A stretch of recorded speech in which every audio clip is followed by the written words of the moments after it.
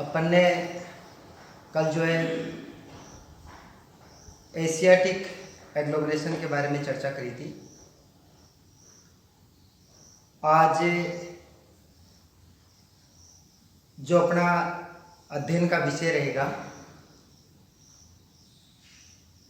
वो European agglomeration या European महाजन समूह रहेगा।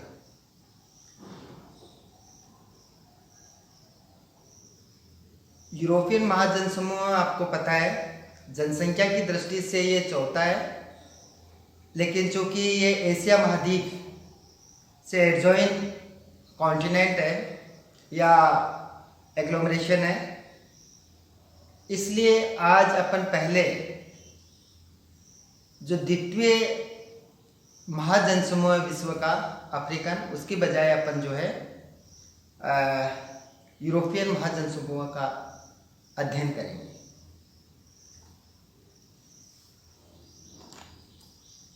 यूरोपियन महाजन समूह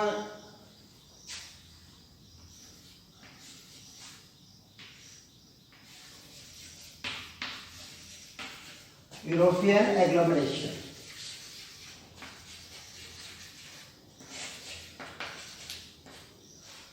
यूरोपियन महाजन समूह। यूरोपियन महाजन समूह जनसंख्या की दृष्टि से चौथे स्थान पर है विश्व में, क्योंकि 4 महाजन समूह है विश्व में। उनमें जो 4th रैंक है, चौथी जो रैंक है वो यूरोपियन महाजन समूह की है। जो यूरोपियन महाजन समूह है या यूरोप महाद्वीप है, यूरोप महाद्वीप का जो क्षेत्रफल है वो जो विश्व का कुल क्षेत्रफल है उसका 7.73 मतलब 7.73% क्षेत्र पर यूरोप महाद्वीप फैला हुआ है। उसमें से भी वो क्षेत्र अपन यूरोपीय महाजन समूह में नहीं मानते हैं जहाँ पर जनसंख्या कम होती है, क्योंकि जन समूह एग्लोमरेशन में सिर्फ किसी भी महाद्वीप का वही भौगोलिक क्षेत्र एरिया या ज्योग्राफिकल एरिया अपन सम्मिलित करते हैं जहाँ पर पॉपुलेशन डेंसिटी, जनसंख्या का घनत्व, उसका कंसंट्रेशन ज़्यादा होता है। तो टोटल जो ज्योग्राफिकल लैंड एरिया है वो विश्व का 7.73% यूरोप महाद्वीप का, जबकि यहाँ विश्व की जो है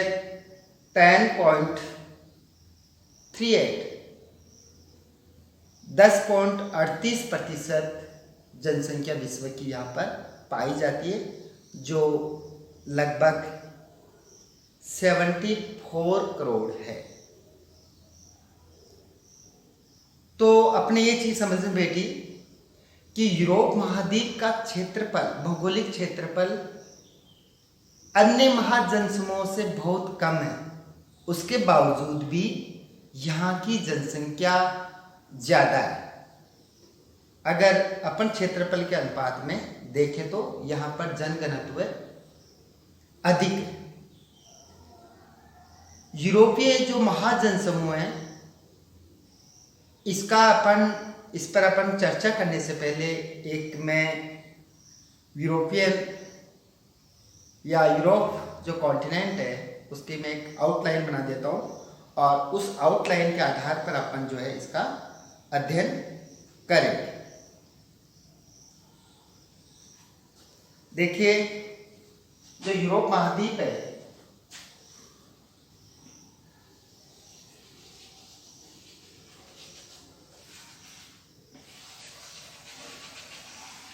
कुछ इस रूप में ये फैला हुआ है।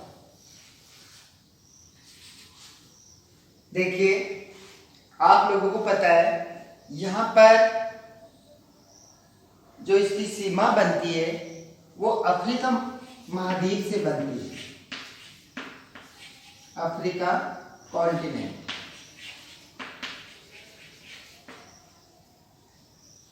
ये जो सीमा है यूरोप महाद्वीप की, ये बाउंड्री मेडिटेरेनियन, मेडिटेरेनियन मतलब भूमध्य सागर से इसकी सीमा बनती है।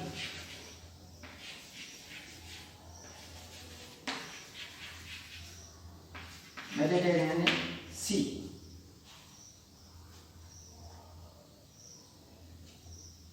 भूमध्य सागर। भूमध्य सागर के यहां पर आप लोगों को पता है, यहां पर ब्लैक सी है, काला सागर।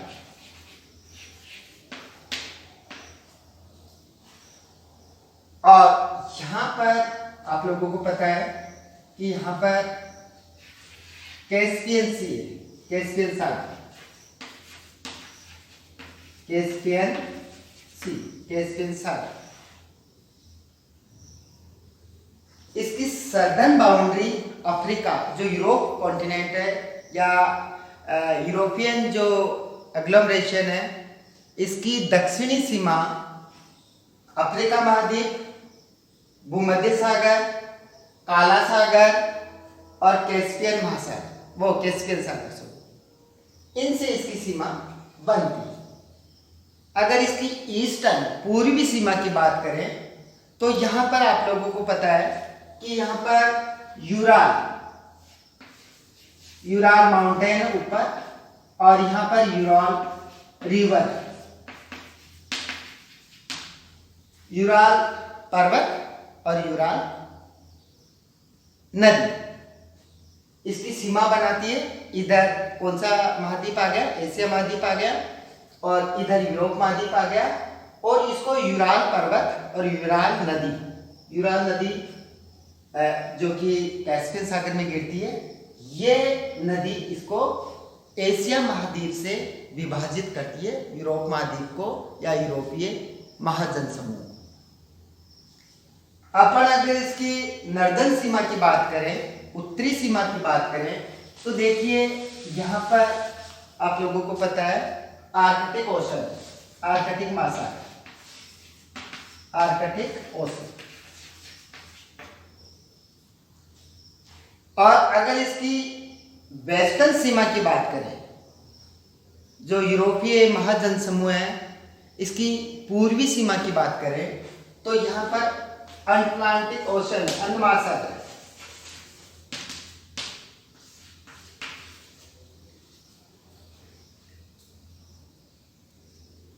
आप लोगों को पता है कि यहां पर कौन सा देश है?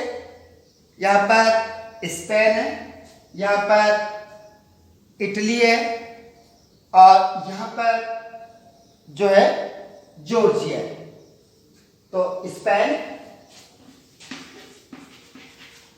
इटली की थोड़ी सी सीमाएं नीचे निकली हुई है, इटली, और यहां पर जॉर्जिया।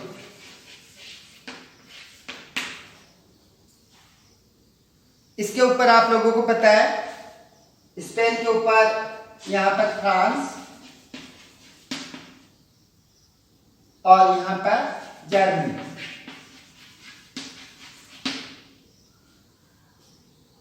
यहां आपको पता है बेलारूस आई,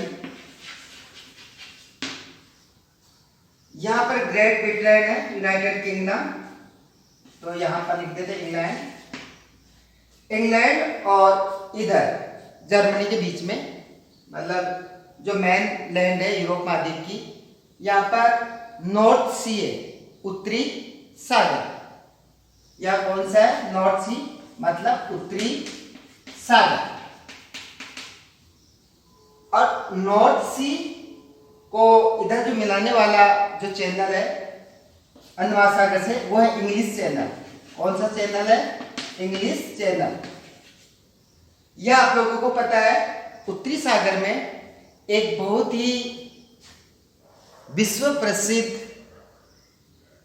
मत्स्य क्षेत्र है, फिशरिंग का। यहां पर जो है कौन सा है? डागर बैंक। कौन सा? डागर बैंक। ग्रांड बैंक और डागर बैंक दो मत्स्य उत्पादन के विश्व में मुख्य क्षेत्र हैं। उनमें डागर बैंक यहां है, उत्तरी सागर।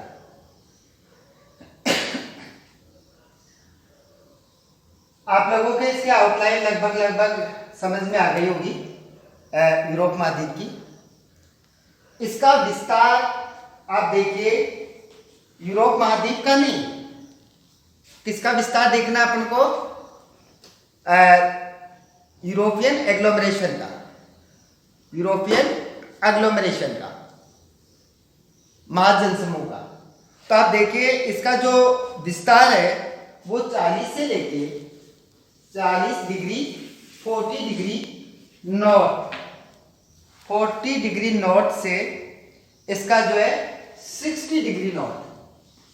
ये जो एरिया है 40 डिग्री उत्तरी अक्षांश से लेके 60 डिग्री उत्तरी अक्षांश के बीच में यूरोपियन महाजनसमूह फैला हुआ है। और इसमें भी विशेष रूप से 45 डिग्री उत्तरी अक्षांश से और 55 डिग्री उत्तरी अक्षांश के बीच में सर्वाधिक जनसंख्या का कंसंट्रेशन पाया जाता है, सबसे ज्यादा घनत्व पाया जाता है। और 45 से 55 45 degree north latitude to 55 north latitude के बीच में भी एक महत्वपूर्ण अक्षांश है जिस पर यूरोपीय महाजनसमूह की सर्वाधिक जनसंख्या पाई जाती है। और वो सर्वाधिक जनसंख्या कौन से उत्तरी अक्षांश पर पाई जाती है, वो पाई जाती है 50 डिग्री उत्तरी अक्षांश। कौन सा? 50 डिग्री उत्तरी अक्षांश।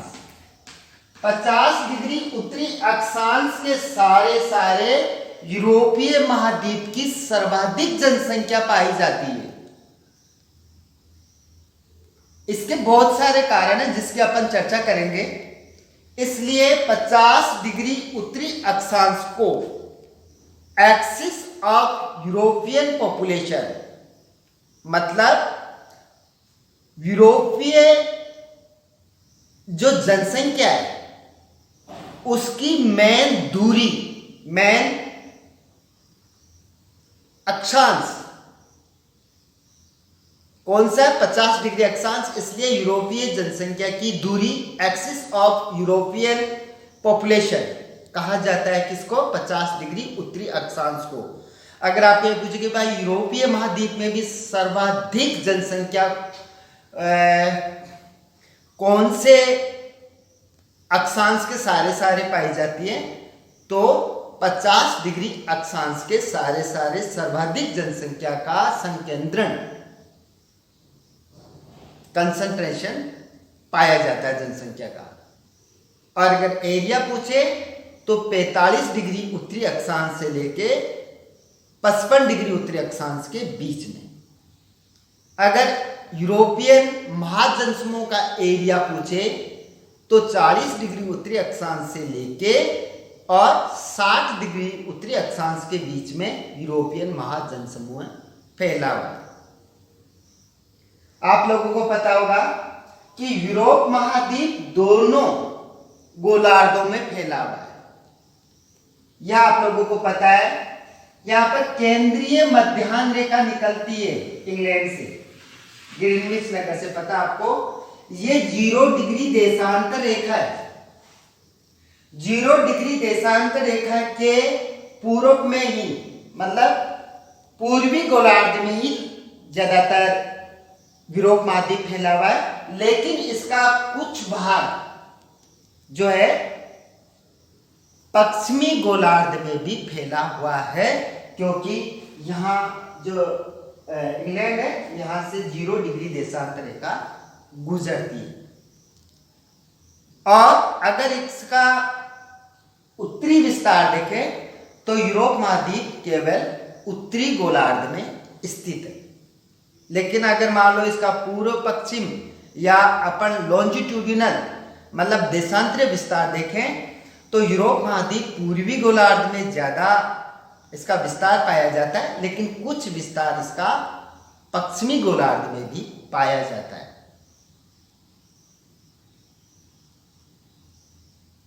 यहां जो मुख्य जो कंसंट्रेशन पाया जाता है जनसंख्या का, वो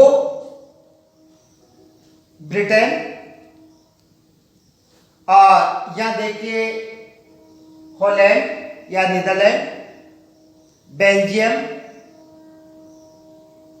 उत्तरी फ्रांस, ये फ्रांस है, उत्तरी फ्रांस, जर्मन, बेलारूस। ये जो 50 डिग्री अक्षांश रेखा है, इसके सारे सबसे ज्यादा कंसंट्रेशन पाया जाता है। इसलिए Britain, Great Britain, Netherland, Belgium, उत्तरी फ्रांस, जर्मन, यहां जनसंख्या, बेलारूस, यहां जनसंख्या का सर्वाधिक विस्तार पाया जाता है। आप लोगों को पता है पहले यूएसएसआर था, संयुक्त सोवियत संघ रूस था, लेकिन उसका विभाजन होके और रूस का एरिया 75% एशिया महाद्वीप में, 25% इसका यूरोप महाद्वीप में इसका विस्तार पाया जाता है। किसका? रसिया का। लेकिन राजनीतिक दृष्टि से इसको, और आप लोगों को पता है मॉस्को यहाँ है, ये जो एरिया है वो रसिया का ही है। यहाँ पर इसके जो है मॉस्को, जो एक फेमस जो कैपिटल है और सिटी है, वो यहाँ पर लोकेटेड है, मॉस्को।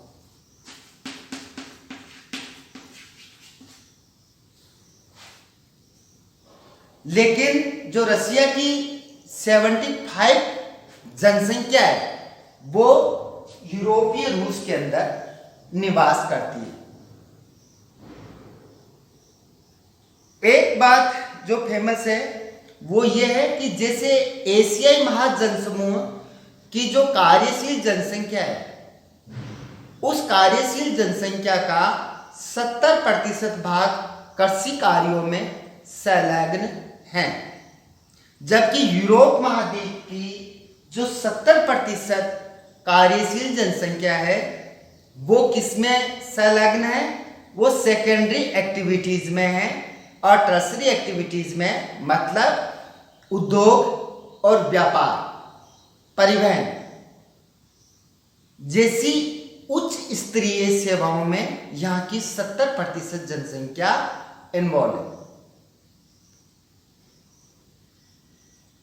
दूसरा यह है कि यहाँ जितना इसका एरिया है, हालांकि विश्व का ये जो है लगभग 8% है, 7.73, तो इसका अधिकतर क्षेत्र, मतलब लगभग 70% जो भाग है यूरोपीय महाद्वीप का, वो वहाँ जो है डेंसिटी जो है डेंसल पाई जाती है, मतलब ज्यादा जनघनत्व पाया जाता है। यहाँ पर जनसंख्या की दृष्टि से स्पार्सली या विरल क्षेत्र बहुत कम पाए जाते हैं। जैसे एशिया महाद्वीप के अंदर आप लोगों ने देखा होगा कि साइबेरिया, मंगोलिया जो ये प्रदेश है, या भारत का जो थार डेजर्ट है, तो यहाँ पर जनसंख्या बहुत कम या नहीं के बराबर पाई जाती है। लेकिन यूरोप महाद्वीप में ऐसा नहीं है। यूरोप महाद्वीप का 70% जो क्षेत्र है वो घना आबाद है, मतलब बहुत ज्यादा जनसंख्या घनत्व पाया जाता है।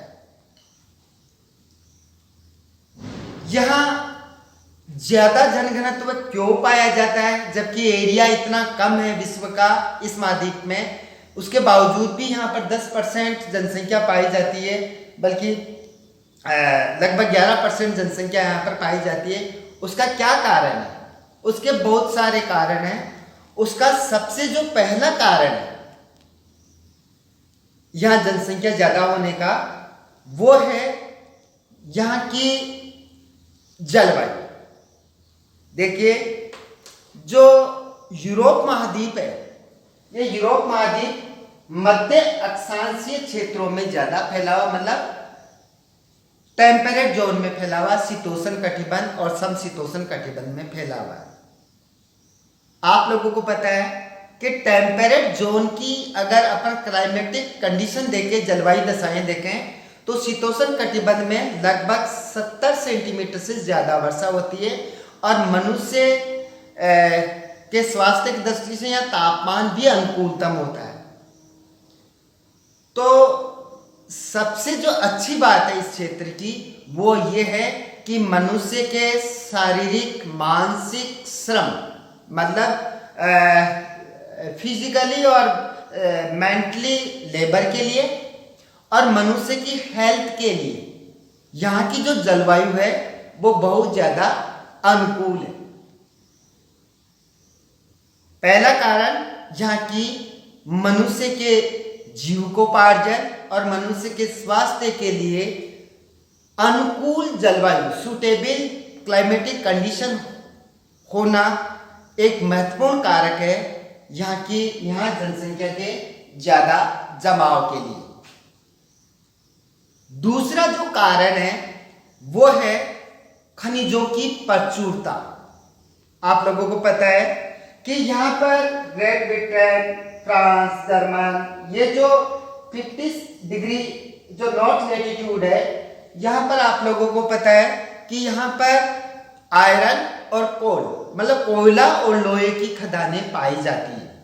और ये पेटी कहाँ स्थित है? ये कोल जो बेल्ट है, कोयला की जो पेटी है, वो यहाँ ब्रिटेन से लेके, इंग्लैंड से लेके, और ये मतलब इंग्लिश चैनल है यहाँ, और यहाँ तो इंग्लिश चैनल से लेके और ये 50 डिग्री उत्तरी अक्षांश के सारे जो यूएस मतलब जो एशियाई रूस है उसका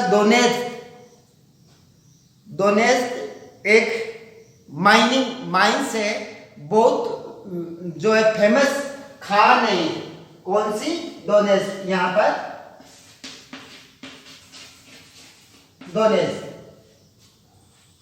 दोनेत्स्क जो खान है वहां तक जो यहाँ है, और यहाँ पर इंग्लिश चैनल या इंग्लैंड से मान लेते हैं अपन, ये पेटी जो है वो सारी की सारी जो है किसके जो है खनिजों की दृष्टि से बहुत रिच है, बहुत धनी है। इसलिए यहाँ पर जो है कोयला और लोहे की जो है खाने पाए जाने के कारण यहाँ पर इंडस्ट्रियलाइजेशन या औद्योगिकरण उच्च स्तर का है। इसलिए आप लोगों को मैंने बताया कि यूरोप महाद्वीप की अधिकांश जनसंख्या अप्रॉक्सीमेटली अबाउट 75% जो है किसमें इन्वॉल्व है? उद्योगों में, ट्रांसपोर्टेशन में और व्यापार में। तो पहला कारण यहाँ की सुटेबल क्लाइमेटिक कंडीशंस और सिचुएशंस। सेकंड, यहाँ पर जो है मिनरल रिसोर्सेज पर्याप्त मात्रा में पाए जाना खनिज संसाधनों का, और विशेष तौर पर कोयला और लोहे का। तीसरा है यहाँ पर ग्रेट लोलैंड प्लेन पाया जाता है, जो 50 डिग्री अक्षांश रेखा है, इसके सारे यहाँ पर जो है मैदानी भाग फैला हुआ, और इस मैदानी भाग में परिवहन सुविधाओं का पर्याप्त विकास हुआ है। इसलिए यहाँ पर कृषि भी उच्च स्तर की जाती है, जैसे गेहूं जौ वगैरह की खेती यहाँ पर उच्च स्तर पर की जाती है। इसलिए यहाँ पर जो है जो पॉपुलेशन सपोर्टिंग जो कैपेसिटी है, जनसंख्या पोषण की जो क्षमता है वो उच्च है। इसके अलावा यहाँ अगर खाद्यान्नों की कमी पड़ती है तो दूसरे जो कॉन्टिनेंट है उनसे इंपोर्ट कर लिया जाता है, आयात कर लिया जाता है। तीसरा जो मेन कारण है वो यहाँ का उच्च स्तर का इंडस्ट्रियलाइजेशन है। यूरोप आपको पता है 18वीं शताब्दी के उत्तरार्ध में 19वीं शताब्दी के प्रारंभ के अंदर ब्रिटेन के अंदर जो औद्योगिक क्रांति हुई थी। सबसे पहले औद्योगिक क्रांति किसे कहते हैं अपन समझ सकते हैं। तो हालांकि ये चीज़ें जो इकोनॉमिक ज्योग्राफी में आप लोग पढ़ोगे, और दूसरी बात हिस्ट्री में भी ये चीज़ पढ़ाई जाती है, लेकिन बेसिकली अपन एक इसका जनरल इसका मीनिंग देखें तो जो इंडस्ट्रियलाइजेशन का मतलब ये है कि व्यक्ति अगर सामाजिक आर्थिक दृष्टि से या तकनीकी दृष्टि से सक्षम हो, या जहां पर उच्च सामाजिक आर्थिक और तकनीकी स्तर हो, या उसको अपनी लाइफ में अप्लाई करें, साथ ही परंपरागत तरीके से मतलब हाथों की बजाय मशीनों के द्वारा उत्पादन किया जाए, तो उसको इंडस्ट्रियलाइजेशन रिवोल्यूशन या औद्योगिक क्रांति कहा जाता है। आपको पता है ब्रिटेन के अंदर औद्योगिक क्रांति सबसे पहले हुई 18वीं शताब्दी के उत्तरार्ध में, और उसके बाद के अंदर पूरे यूरोप में और जो है अमेरिका में या विश्व के क्षेत्र जो दूसरे क्षेत्रों में फैली।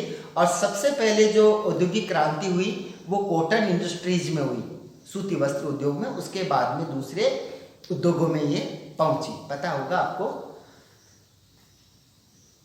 तो यहां जो तीसरा जो कारण है औद्योगिकरण, इंडस्ट्रियलाइजेशन, क्योंकि यहां पर मैन्युफैक्चर्ड जो गुड्स है, मैन्युफैक्चर्ड गुड्स का मतलब है तैयार माल।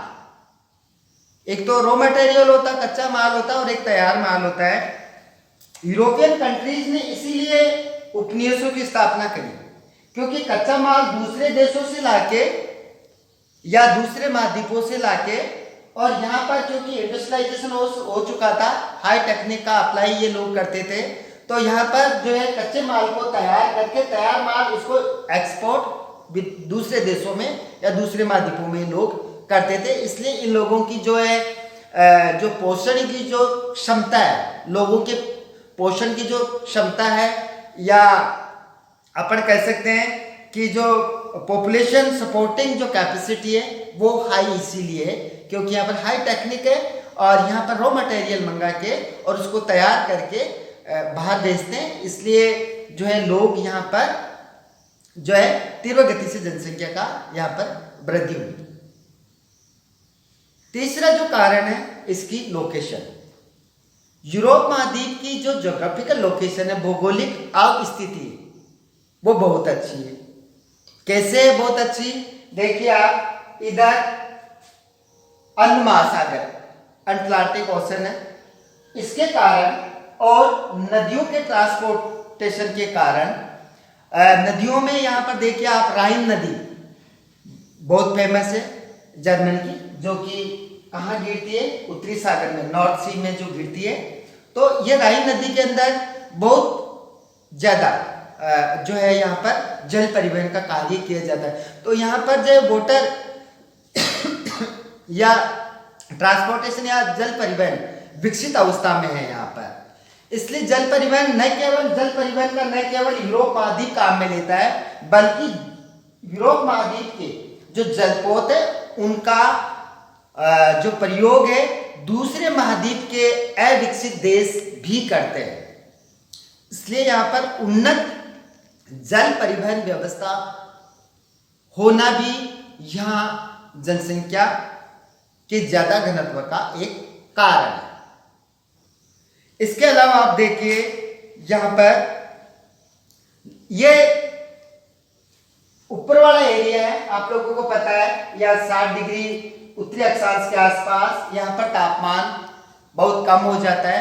उसके बावजूद भी यहाँ पर जो है लकड़ी का जो है इंपोर्ट करके, लकड़ी का आयात करके, और यहाँ पर वन उद्योग, जो फॉरेस्ट बेस्ड जो इंडस्ट्रीज है वो यहाँ तक भी पाई जाती है। इसलिए ये लोग जो है काफी ऊपर तक ये लोग बसे हुए शीत प्रदेश में भी। तो इस प्रकार आप लोगों ने देखा कि यहाँ पर समुद्र तट की निकटता, जल परिवहन का उत्तम होना, कोयला और लोहे का प्रचुर मात्रा में पाया जाना, उच्च तकनीकी का होना, अनुकूल जलवायु दशाओं का पाया जाना, यूरोप महाद्वीप में जो है जनसंख्या की सघनता का, या यूरोपीय महाजनसमूह में जनसंख्या की सघनता का मुख्य कारण है। तो आप लोगों को यूरोपियन जो एग्लोमरेशन है, महाजनसमूह है, उसके बारे में आप लोगों को निश्चित रूप से आप लोगों को समझ में आया होगा कि यूरोपियन जो एग्लोमरेशन है उसका ज्योग्राफिकल एक्सटेंट क्या है, विस्तार क्या है, और जो यूरोपियन महाजनसमूह है उसमें भी सर्वाधिक जनसंख्या कौन से भौगोलिक क्षेत्र में पाई जाती है? तो मैंने आप लोगों को बताया 43 से 55 डिग्री उत्तरी अक्षांशों के बीच में, उसमें भी 50 डिग्री उत्तरी अक्षांश के पैरेलल जो ये प्लेटी है, यहाँ पर सर्वाधिक जनसंख्या पाई जाती है। और यहाँ सर्वाधिक जनसंख्या के कौन से रिस्पॉन्सिबल कॉजेज और रिस्पॉन्सिबल फैक्टर्स हैं, मैंने आपको यहाँ, क्योंकि ये प्लेन एरिया है, खनिज पर्याप्त मात्रा में विशेषतः लोहा और वो कोयला, और दूसरा जो है यहाँ पर जो है डेवलप्ड यहाँ पर ट्रांसपोर्टेशन फैसिलिटी का पाया जाना, हाई टेक्निक का होना, बहुत सारे रिस्पॉन्सिबल फैक्टर हैं या कॉजेज है जिसके कारण यह जनसंख्या ज़्यादा पाई जाती है। तो निश्चित रूप से आप लोगों की ये चीज़ समझ में आई होगी। और आप लोगों को भी देखो, आप लोग चाहे एशियन एग्लोमरेशन के बारे में एशियाटिक एग्लोमरेशन के बारे में पढ़े हैं, चाहे यूरोपियन एग्लोमरेशन के बारे में पढ़े।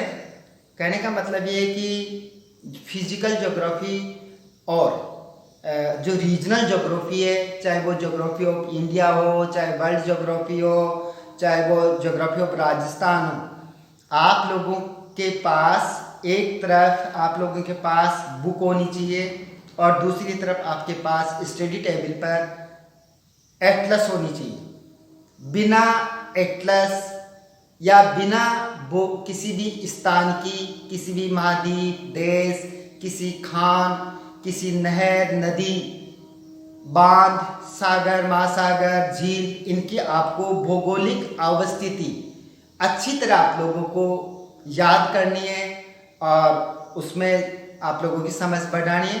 क्योंकि ज्योग्राफी में जो प्रतियोगी परीक्षाएं होती है, कॉम्पिटिटिव एग्जाम्स होते हैं, उनमें ये चीज़ें बहुत मायना रखती है कि भाई भूमध्य सागर की लोकेशन क्या है, या कैस्पियन सागर की क्या है, या राइन नदी कहाँ पर है, या एड्रियाटिक सागर कहाँ है, तो यूराल नदी कहाँ है, आल्पस पर्वत कहाँ है, आप लोगों को पता है यहाँ पर आल्पस पर्वत है, यहाँ पर वोल्गा रिवर है, यहाँ पर यूराल पर्वत है, यहाँ पर यूराल रिवर है।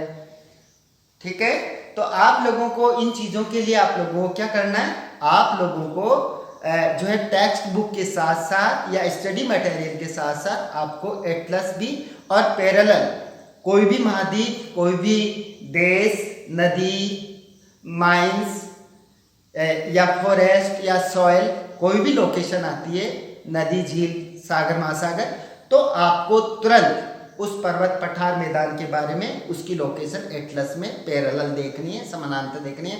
जब आप उसकी लोकेशन एटलस में देखोगे तो